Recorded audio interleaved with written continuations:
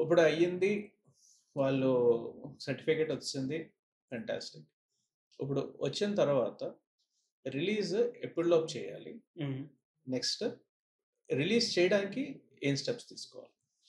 Release చేయడానికంటే జనరల్‌గా మనకి ఇదంతా ఖర్చుతో కూడుకున్న వ్యవహారం అండి. సపోజ్ మీరు గనక బాగా ఖర్చు పెట్టాలనుకున్నట్లయితే దాని ప్రమోషన్స్ అనేవి చాలా బాగా చేసుకోవచ్చు. టూర్స్ అని ఈ టీవీ ఛానల్స్‌లో మనం ఏదైనా ప్రోగ్రామ్‌లో వెళ్ళడం గాని, లేదా చాలా ఉంటాయి. ఐపీఎల్ ఇలా చాలా ఉంటాయి. అందులో మనం మీరు గనక స్పెండ్ చేయగలం అన్నట్లయితే అంత ప్రమోషన్స్ చేసుకుంటూ ఒక బజ్ క్రియేట్ చేస్తూ సోషల్ మీడియాలో గాని, ఆన్‌లైన్‌లో గాని, సాటిలైట్‌లో గాని మనం చేసుకుంటూ వెళ్ళొచ్చు.